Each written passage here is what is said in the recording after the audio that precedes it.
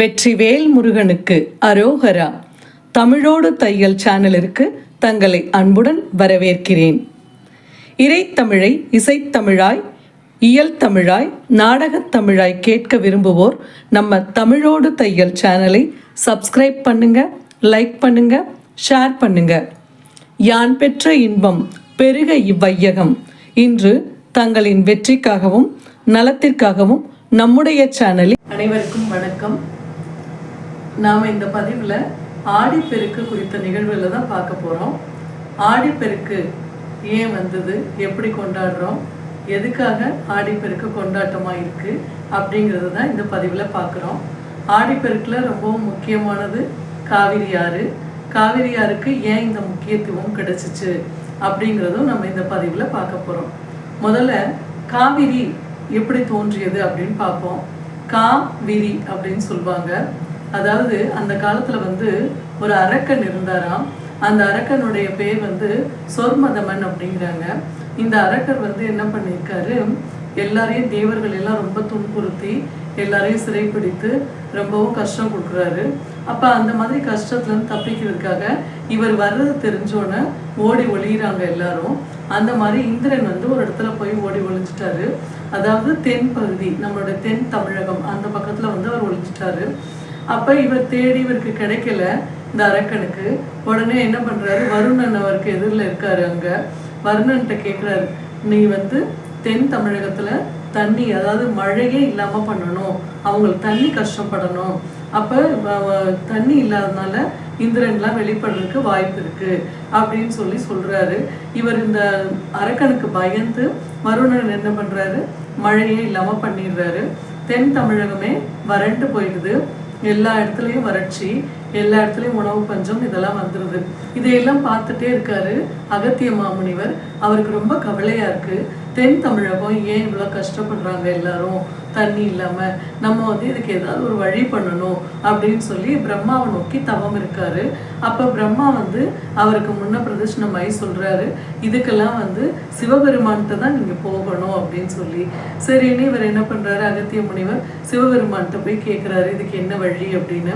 அப்போ சிவபெருமான் தன்னுடைய தலையில இருந்த கங்காதேவியிலிருந்து கொஞ்சம் நீரை அகத்தியருடைய கமண்டலத்துக்குள்ள விடுறாரு. அப்ப அந்த கமண்டலத்துல நீரை வாங்கிட்டு அகத்தியர் வர்றாரு. ரொம்ப களைப்பா இருக்கு. அந்த கமண்டலத்தை ஒரு இடத்துல பாறை மேல வச்சுட்டு அவர் இந்த இவ்வளோ வறட்சியா இருக்கு இந்த ஊரு அப்படின்னு சொல்லி ரொம்பவும் கவலையா அப்படியே இதை பார்த்துட்டு இருக்காரு. இந்த நேரத்துல விநாயக பெருமான் என்ன பண்றாரு, தன்னுடைய மூஷிக வாகனத்துல ஏறி அங்க வர்றாரு. இவ்வளோ வறட்சியா இருக்கே இந்த ஊரெல்லாம், இந்த கமண்டலத்துல இருக்கிற தண்ணியை நம்ம கீழே கொட்டி விட்டோம்னா வறட்சி மாறிடும் அப்படின்னு சொல்லி அவர் விநாயக உருவமாவே பண்ணக்கூடாதுன்ட்டு ஒரு காக்கா மாதிரி உருவம் எடுத்துக்கிறாரு. எடுத்துட்டு அந்த கமண்டலத்தை தட்டி விட்டுறாரு. தண்ணி கீழே ஊத்திடுது. அப்ப அகத்தியருக்கு ரொம்பவும் கோபம் வந்துடுது. கடவுளே, நம்ம கொண்டு போக வேண்டிய இடத்துக்கு முன்னாடி கொட்டி போயிடுச்சு அப்படின்னு சொல்லி அந்த காக்காவை அடிக்க போறாரு. அப்ப விநாயக பெருமான் தன்னுடைய உண்மையான உருவத்தை எடுத்துடுறாரு. பார்த்த உடனே சரி, இது இவருடைய வேலை தான் அப்படின்னு தெரிஞ்சிருது. அப்போ விநாயக பெருமான் சொல்றாரு, நான் இது ரொம்ப வறட்சியா இருக்கே, தண்ணி வரட்டும் அப்படின்னு தான் நான் இந்த இதை திறந்து விட்டேன் அப்படிங்கிறாரு, அதை கொட்டி விட்டுட்டேன் அப்படின்னு சொல்றாரு. உடனே அகத்தியரும் சரி அப்படின்னு சொல்லிட்டு ரெண்டு பேரும் பேசிட்டு இருக்கும்போது விநாயக பெருமான் சொல்றாரு, அங்க திரும்பி பாரு அப்படின்னு சொல்லி. அகத்திய முனிவர் திரும்பி பார்த்தா அங்க கமண்டல தண்ணி அப்படி ஒரு பெருக்கெடுத்த வெள்ளமா பெருகி ஓடுது. உடனே அகத்தியர் அதுக்கு காக்காயா விரித்ததுனால் கா விரித்த ஆறு, அதனால இது காவிரி ஆறு அப்படின்னு சொல்லி பேர் வந்துருது. காவிரி அங்கேருந்து ஓட ஆரம்பிச்சிடுறா. இந்த காவிரி தாய் அந்த பக்கத்தை எல்லாத்தையும் நல்ல ஒரு செழிப்பமா மாத்திடுறா. கர்நாடக மாநிலமும் தமிழகமும் ரெண்டு மாநிலத்துக்கும் வாழ்வாதாரமா இருக்கிறது காவிரியுடைய தண்ணி. அந்த காவிரி தண்ணியால தான் அவங்க நல்லது கெட்டது எல்லாத்துக்கும் பயன்படுத்துறாங்க. அது மக்களுக்கு மட்டும் இல்லாம விலங்குகள், அப்புறம் விவசாயம், பயிர் எல்லாத்துக்குமே முக்கியமானதா இருக்கு.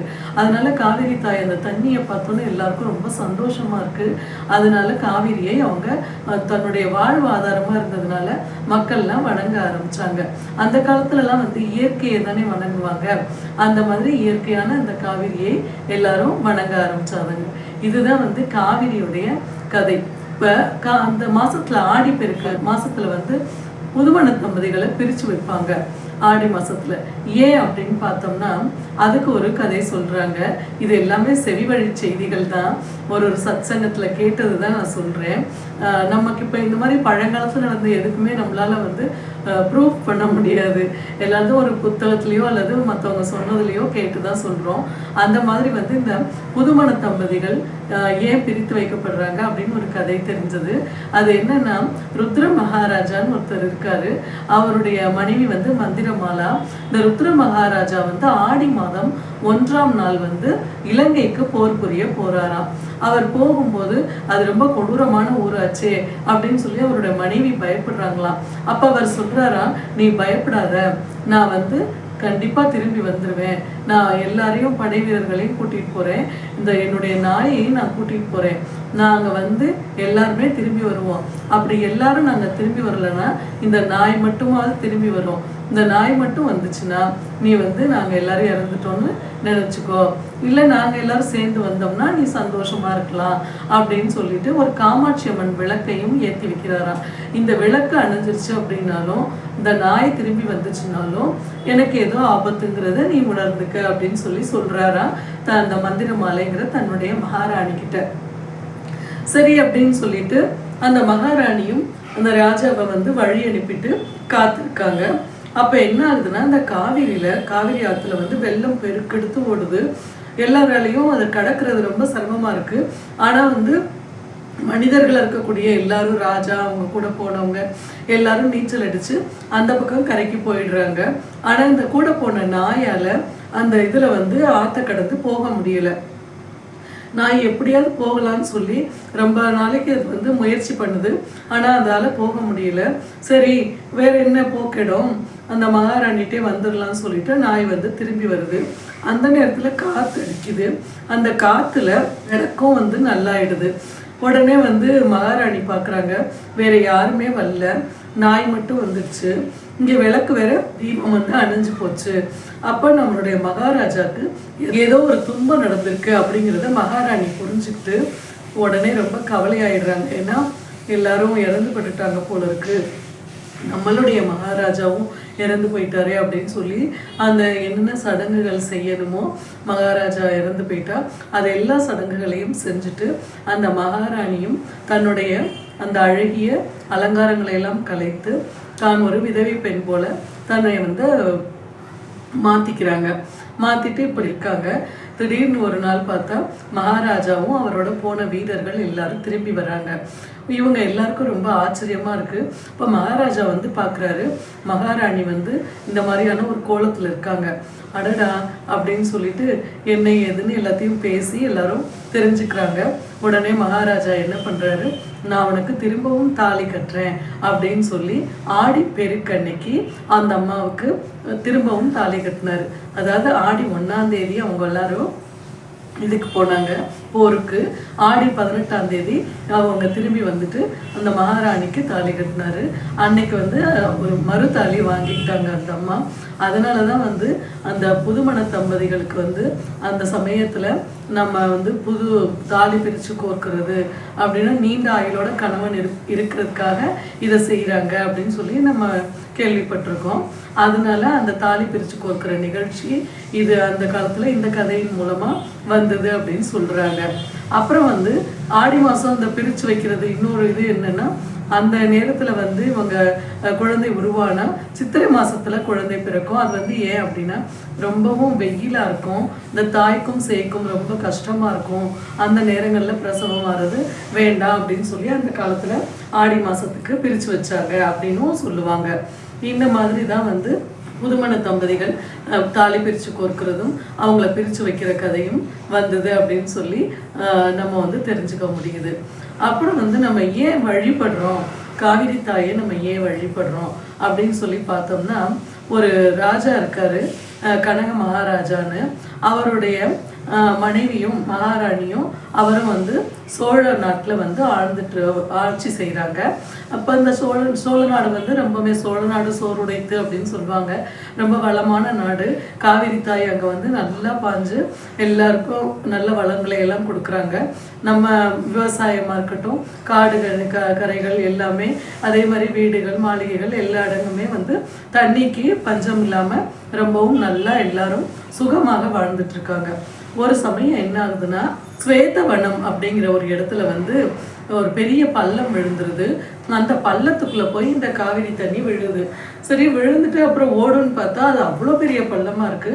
அந்த பள்ளத்துக்குள்ள காவிரி ஆறு முழுமையும் போய் ஓடிட்டு அதுக்குள்ளே விழுந்துருது. நாட்டுக்குள்ள செழிப்பா பாயவே இல்லை. அதனால நாட்டில் வந்து வறட்சி ஏற்படுது. எல்லாத்துக்குமே தண்ணி பத்தாம போயிடுது. உடனே வந்து மக்கள்லாம் வந்து முறையிடுறாங்க. மகாராஜாவுக்கு ரொம்ப கவலையாயிடுது.